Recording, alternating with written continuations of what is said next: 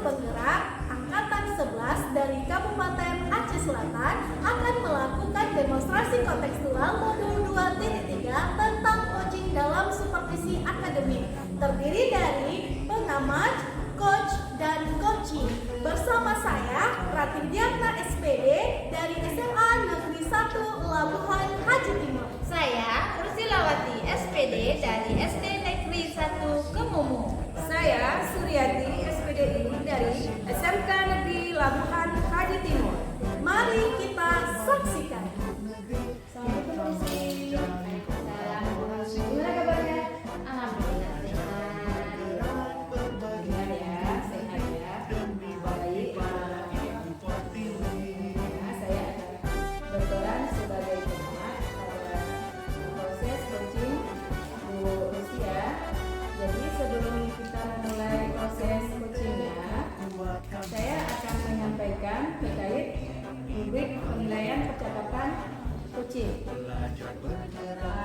Menjadi rubrik penilaian dari saya ini adalah saya harapkan Bu Rusi sudah memiliki prinsip seorang coach ya, yaitu kebenaran, proses kreatif, memaksimalkan potensi, yang tentunya sudah juga memiliki kompetensi inti, pembelajaran penuh, pembelajaran aktif, serta mengajukan pertanyaan-pertanyaan berbobot dengan teknik terasa. Saya berharap nanti dalam proses percakapan, ketika melakukan coaching, Bu Rusi sudah menerapkan alur-alur yang mana sudah ada tujuan, identifikasi, rencana aksi dan tanggung jawab. Tujuan, identifikasi, rencana tanggung jawab ya. Selanjutnya dimulai proses coaching.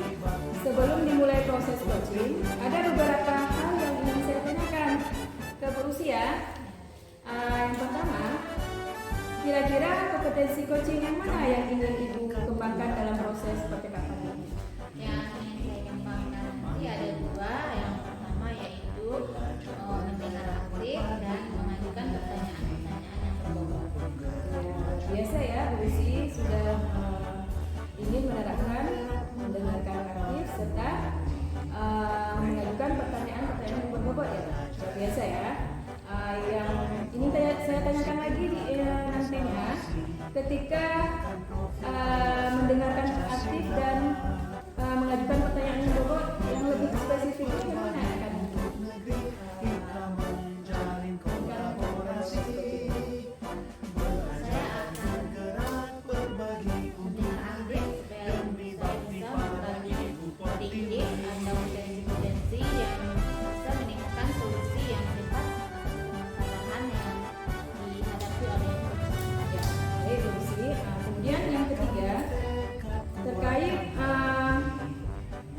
keberhasilan indikator yang Ibu tuju, pengembangan yang ingin Ibu tuju yang mana? Saya ingin menerapkan alur secara beruntun. Kemudian saya bisa menggali ide dari coach agar beliau sendiri bisa menemukan solusi dari permasalahan yang Ya, biasa ya Bu Rusi terkait apa yang ingin Ibu tuju, semoga saja nanti coaching kita berjalan dengan lancar dan coaching Ibu Rusi merasa terpuaskan serta bisa menggali ide dari coaching sehingga coaching dapat menemukan solusinya.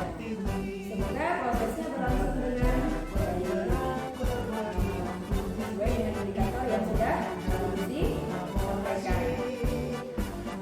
Sebelum kita mulai percakapan, Assalamualaikum Bu. Waalaikumsalam. Bagaimana kabarnya Bu? Bu, alhamdulillah sehat. Bu Rosi gimana nih? Apa kabarnya? Kayaknya ada unek-unek yang ingin disampaikan nih. Alhamdulillah kabarnya sehat sih Bu. Iya, saya kesini ingin bertemu Ibu ya. Saya ingin sharing Bu. Saya ingin berbagi istilahnya ya kan. Saya ingin menyampaikan sesuatu yang masih menjanggal ini Bu di pikiran saya. Kira-kira Ibu Lucy ada waktu nggak Bu tentang masalah yang saya hadapi yang membuat saya begitu sakit sekali kepala saya. Oh boleh Bu, kebetulan saya lagi ada waktu luang nih. Kira-kira kendala atau masalahnya itu apa? Gini Bu, saya pusing nih Bu ya, karena kenapa saya melihat kondisi di lapangan sekarang dengan anak-anak saya Bu. Saya melihat anak-anak saya itu merasa sedikit bosan dengan guru-guru, beberapa guru yang ada di sekolah saya, karena guru saya itu masih menggunakan metode yang convention ataupun metode yang metode ceramah, ya kan? Lagi-lagi ceramah. Jadi kan ada beberapa murid yang kebetulan saya wali kelasnya Bu ya. Jadi ada beberapa murid yang mengadukan kepada saya, Ibu pembelajaran ini kok seperti ini. Jadi dia selaku wali kelas, saya juga bingung ini Bu, harus memberitahunya bagaimana gitu kan? Karena gurunya itu saya lihat sih seperti yang saya pantau, emang iya yang dikasih tahu sama anak-anak saya itu besar ceramah, menggunakan metode ceramah gitu. Oh ya baik. Kira-kira apa tujuan dari percakapan kita nanti? Apa yang Ibu harapkan dari hasil percakapan kita ini? Iya, saya ingin dari hasil percakapan saya dengan Ibu, saya ingin mendapatkan solusi Bu. Bagaimana sih saya menghadapi guru-guru yang demikian? Karena kan posisinya bukan sekarang ini kan kita lagi pendidikan guru penggerak ini Bu. Jadi kan sedikit-tidaknya kita sudah memahami bagaimana metode pembelajaran di kelas supaya anak-anak di zaman abad ke-21 ini lebih bisa gitu kan, lebih menikmati proses belajar mengajar tersebut, jangan hanya nanti tidur bosan lah gitu ya. Nah ini adanya solusi dari percakapan kita berdua ini Bu. Baik. Menurut pengamatan Ibu, apa penyebab dari permasalahan Ibu ini? Penyebabnya sih Bu, itu mungkin itulah tadi itu karena penyebab dari anak-anak itu tidak nyaman dengan metode pembelajarannya itu loh Bu, yang masih menggunakan metode ceramah. Padahal kalau kita lihat Bu ya, kalau untuk zaman sekarang, zaman serba digital, itu sangat banyak loh Bu metode-metode yang bervariatif gitu ya, yang bisa kita gunakan di dalam kelas supaya bisa menarik anak-anak tersebut dan bahwa terjadi adanya student center di dalamnya, bukan pembelajaran itu bukan hanya berpusat pada gurunya saja gitu Bu. Oke. Jadi dari permasalahan Ibu tersebut, kondisi ideal seperti apa sebenarnya yang Ibu harapkan dari Ibu atau guru yang pengen Ibu harapkan, kondisi idealnya seperti apa? Kondisi idealnya sih Bu bisa kalau kita skalakan itu saya pengennya dari 1 itu sampai 10 lah Bu. Ya, tapi sekarang di posisi guru-guru yang ada di sekolah saya itu masih 4 Bu. Gitu. Jadi berdasarkan pengamatan Ibu Rati, langkah-langkah atau solusi yang bagaimana yang bisa Ibu lakukan untuk meningkatkan supaya nanti pembelajaran yang tadi yang berpusat pada muridnya lebih kreatif, lebih kreatif lagi. Kira-kira bagaimana sih? Itulah sih ya. Kalau masalah solusi sih saya bingung juga Bu ya. Karena kenapa? Karena melihat kondisi seperti itu, karena kan guru-gurunya itu lebih banyak yang senior Bu. Saya merasa segan juga Bu ya. Saya merasa segan juga karena kenapa nanti bisa saya menasehati itu agak terlalu gimana gitu bukan? Jadi di sini kalau menurut saya Bu, saya harus konsultasi dengan kepala sekolah kayaknya Bu ya. Saya harus melakukan kolaborasi kayaknya dengan kepala sekolah atau dengan wakil kurikulum Bu.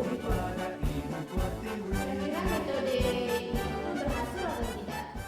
Kalau seandainya menurut ininya Bu ya, kalau seandainya kita melaporkan hal itu, meminta solusi kepada kepala sekolah, kayaknya berhasil Bu. Karena kenapa? Kepala sekolah itu kan ininya ya, maksudnya tentang kita bisa melakukan pengeluhan kepada dia. Nanti mungkin dia bisa melaksanakan program tertentu yang bisa bekerja sama gitu Bu. Misalnya itu, misalnya seperti melaksanakan pelatihan, workshop gitu Bu. Baik.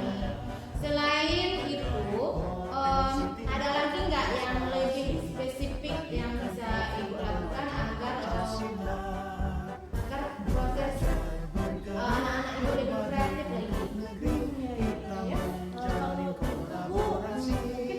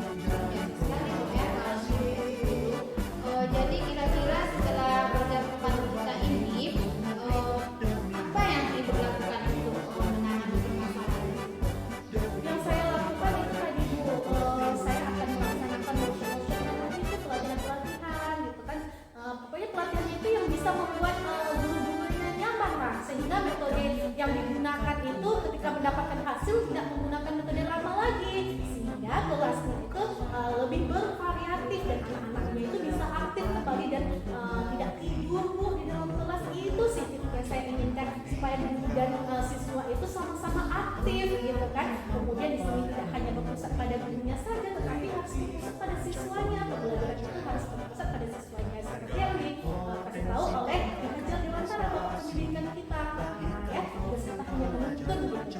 Baik, berarti luar biasa sekali ya. Kira-kira butuh berapa lama waktu Ibu untuk melaksanakan rencana itu? Ya, kalau seandainya kalau dibilang waktu, saya pengen secepatnya gitu, ya, supaya pembelajaran itu berubah menjadi pembelajaran yang bervariatif. Komitmen seperti apa yang Ibu lakukan agar rencana ini berjalan dengan lancar? Komitmen yang akan saya lakukan, ya saya harus bisa meyakinkan guru tersebut merubah metodenya, yang metode yang pertama ceramah menjadi sebuah metode yang begitu bervariatif. Nah, gitu Bu. Baiklah, berarti kira-kira ada nggak dukungan dari pihak lain yang Ibu butuhkan selain misalnya dari kepala sekolah dan rekan-rekan sejawat Ibu? Ada Bu, ada. Mungkin yang saya butuhkan itulah yang pertama itu pasti kerjasama dari warga sekolah Bu ya. Itu bukan hanya dari dari kepala sekolah ataupun wakil kurikulum. Saya juga memiliki harus bekerja sama dengan teknik-teknik juga Bu. Mungkin ada sesuatu yang dibutuhkan, misalnya konsumsi, ya kan. Kalau nggak ada konsumsi, nanti kalau kita ikut pelatihan susah juga Bu. Gurunya lapar gitu kan, mana ada fokus gitu. Kemudian terhadap siapa-siapa yang akan mengambil dokumentasi bahwa pelaksanaan itu benar-benar adanya terjadi di sekolah saya. Nanti akan menjadi contoh bagi guru yang lain. Baik, berarti semoga rencana Ibu berjalan lancar ya. Kira-kira ada lagi nggak yang ingin Ibu sampaikan? Kalau untuk sekarang tidak ada sih Bu, cuma itu saja yang paling menjanggal di pikiran saya Bu. Dan alhamdulillah saya sudah mendapatkan solusi lah Bu ya di akhir ini. Terus bagaimana perasaan Ibu setelah berbincang-bincang dengan saya? Bagaimana perasaan Ibu? Luar biasa Bu, saya sangat senang sekali ya Bu Rusila ya Pak ya. Karena kenapa? Tadi kan masih unek-unek itu masih terpendam di pikiran saya. Setelah saya sharing dengan Ibu di sini, kita melakukan coaching. Alhamdulillah pemikiran saya sudah terbuka dengan adanya solusi-solusi yang terbaik dari Ibu. Baik, Bu, berarti saya juga senang bisa menjadi teman ngobrol Ibu dan semoga rencana-rencana Ibu berjalan dengan lancar ya. Oke Bu, terima kasih. Baiklah Bu, sekarang saya ada jam ini Bu. Baik, Bu Rati, semoga rencananya Ibu lancar dan sukses. Baik Bu sis, semuanya sudah selesai. Namun ada beberapa hal yang ingin saya katakan. Apa yang sudah Bu Rusi lakukan dan apa juga yang menjadi indikator ketercapaian pada saat proses coaching tadi. Baik Bu, saya sudah menerapkan prinsip coaching berupa kemitraan, proses kreatif dan memaksimalkan potensi kunci.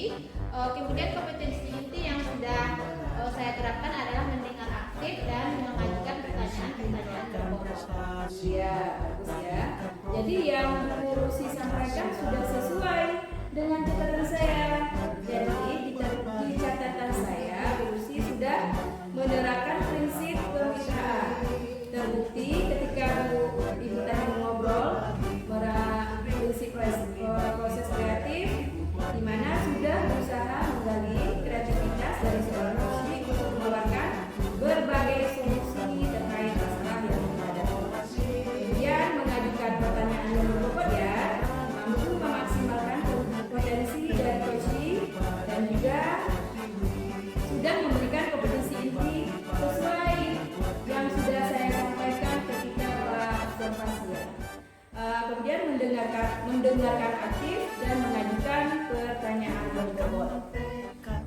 Dari catatan saya juga, saya sudah mencatat terlaksana dengan baik ya. Yang paling penting dari proses tadi, saya mencatat Bu Rusi sudah melakukan percakapan dengan alur kita ya, memulai dengan tujuan, identifikasi masalah, rencana, tanggung jawab, dan alhamdulillah ya secara umum dari catatan saya Bu Rusi sudah melaksanakan proses coachingnya dengan baik ya. luar biasa Bu ya. Ya, jadi saya akan menanyakan pertanyaan terakhir nih Bu. Kompetensi apa yang ingin dikembangkan berdasarkan dari proses coaching ini? Jadi Bu, kompetensi yang ingin saya kembangkan adalah kehadiran penuh.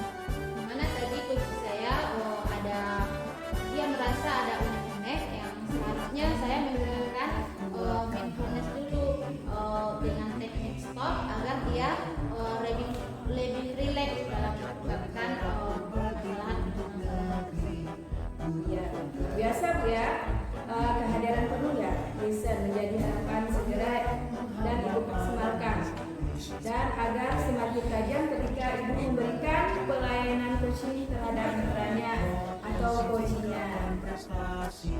Saya berharap proses ini bisa menjadi bekal untuk Ibu nantinya ketika memberikan proses coach sesuai dengan harapan paradigma coaching, terutama dalam penyampaian atau pelayanan coach, agar tetap berpegang teguh pada alur tirta dan terus dilaksanakan. Terima kasih Bu. Semoga ini bisa berdampak baik bagi Ibu ke depannya.